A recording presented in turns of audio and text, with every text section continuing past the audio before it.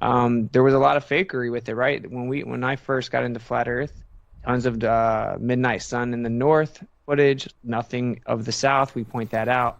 Then one pops up that year and it's faked. They take the end and they stitch it onto, or they take the beginning and stitch it onto the end and just pretend it's 24 consecutive hours. It was literally faked. And then we caught it, got gaslit about it, and then they came out and admitted they did do that. And Okay, here we are, Antarctica, 24-hour sun. Okay, look where the sun is right here in the beginning. So it starts like right there, next spot after that little V. Okay, now we're gonna go around. Oh, there's that little V, and then it's about right here, 44 seconds. And it keeps going up to 48. So there's about a 4-second overlap. Okay, so let's do a nice slow side-by-side so we can compare them. Okay, let's ease up in here. Okay, now, see this little flare down here on the ground? Right there, look. That's the same. All right, the little flare coming out of the sun, that's the same. Okay, let's creep up a little more here. The flare disappears at the exact same time. All right. Cruising along. The sun shrinks. That's funny. Now here's your little cloud coming up on the top. It's a lens flare. Looks like a cloud to me. If it was a lens flare, then it would be there all the time, right? Because it's following the sun. All right. So now there's that cloud. Look at it coming in real nice. Now look at the flare off the top of the sun. And then there's a little flare on the left side of the sun right there that's identical. Wow, pretty amazing. Let's cruise back. There's your flare.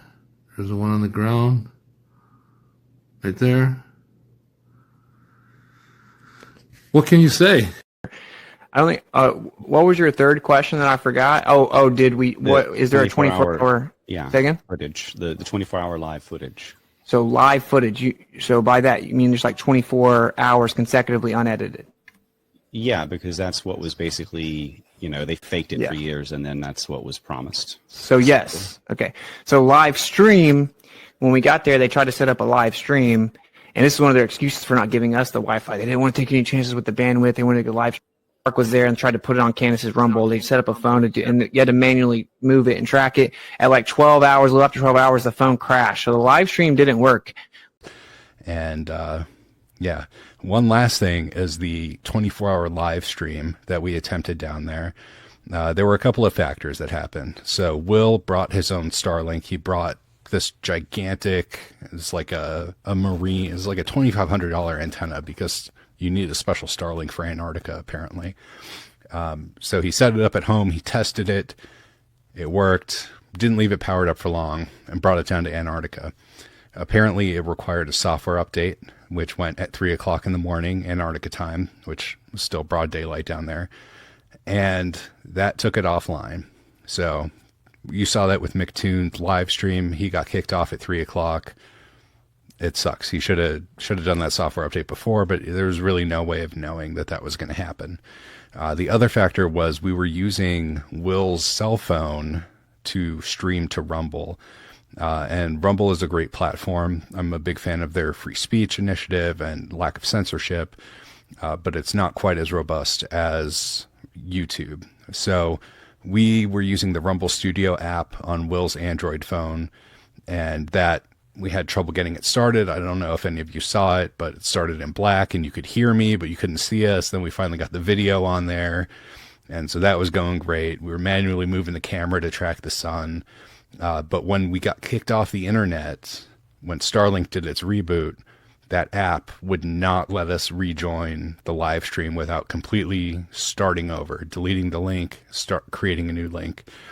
And that wasn't something that I was able to do in Antarctica. So our executive producer that I worked with created that link. He was in London at the time. He was long asleep by that point. So it didn't seem like it was a hill worth dying on at that point. I wish we could have used YouTube. I wish we didn't have to deal with the Starlink update in the middle of the night. But things happen when you're in one of the most extreme and remote environments in the world. literally, literally. I was very surprised at how well Starlink worked out there because it's so remote. There's very few satellite overflies that happen there compared to the rest of the world, just because it doesn't make sense to waste resources on a continent that has maybe 1,000 people max on it when you could serve millions of people elsewhere. So I was very surprised that it worked that well. So please, I beg you, we have to stop claiming that the 10 Commandments prohibit lying. That's not true. The 10 Commandments prohibit bearing false witness against your neighbor. Okay. We finally get to my conclusion on the matter of lying and deception, and that is this. After carefully looking at both sides of the debate, and after taking a very deep dive into everything I could possibly find in Scripture regarding lying and deception, I have come to the conclusion that neither lying nor deception are inherently immoral. I'll ask you a question regarding flat Earth, Jonathan. Do you believe Earth's flat, or do you know it's flat? Do I believe that it's flat, or do I know that it's flat? I think as it stands, I think it is flat to an extent that I can't make sense of it. I can't make a sense of a globe. I can make sense of the sun spin, seeing the sunspots, and the flight time, because those are things I did see happen. Like the flight time from Sydney to Santiago was the same as... Have you seen pitch data? No, and I don't know that I would know what to do with it if I did see it. Just a second. We can walk you through it. It's not hard. Yeah, let's do it. The pitch data is like how the plane flies.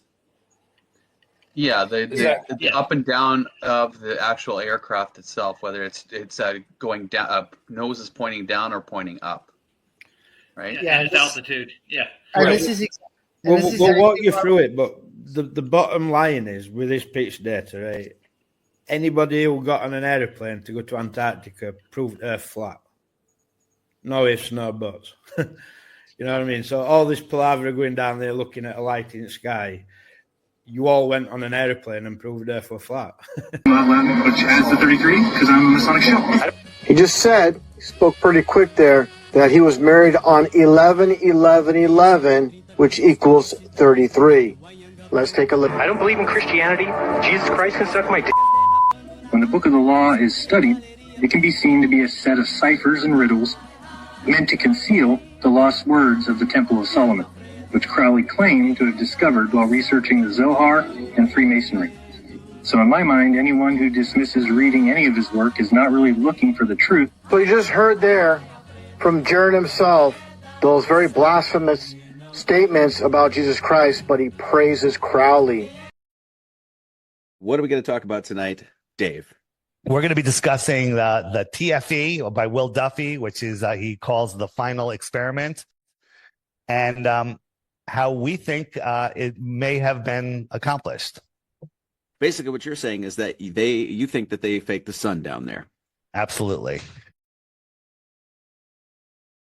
Yeah, and once you brought it up to me, and I've actually sat with it for a few days, I don't know how to say I'm completely convinced, but I'm definitely heading there. That's for sure. So, and I ran it by a lot of other prominent people in the community, and nobody shot it down yet. A lot of people are like, "Wow, that's interesting." Taboo conspiracy is one, and we had a long conversation. He was supposed to be part of this, but he's busy with 16 kids, I think. Mm-hmm. But when we say fake the sun, we don't mean the sun simulator. We don't mean this, because this is crazy. When you think faking the sun, if you think the sun simulator, you're going to rule it out. Just like if you think flat Earth, someone that searches for flat Earth and sees this, you immediately go, flat Earth is stupid, and you stop looking. I think that the sun simulator was leaked several years ago as a red herring for this exact operation. When I say operation, this is an operation equal to the moon landing. And when I say that is, it's a billion times easier than the moon landing, because the moon landing had millions or billions of people watching, television cameras, people all over the place. This had 3 people in a remote area, essentially controlled by NASA for a deception. My wife has some ideas. She thinks that I should summon Satan. She thinks that people can work with the devil. And she said, what you need to do is you need to talk to Satan.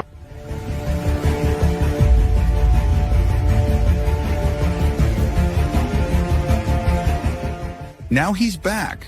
Coming in 2025, the sequence mockumentary Behind the Curve 2. The 24-hour sun in Antarctica.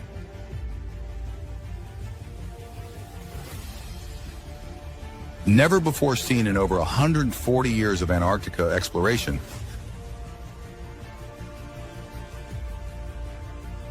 But for the first time since heliocentrism was introduced 500 years ago, the 24-hour sun in Antarctica will be filmed by former CBS assistant manager and now YouTube vlogger Jeran Campanella.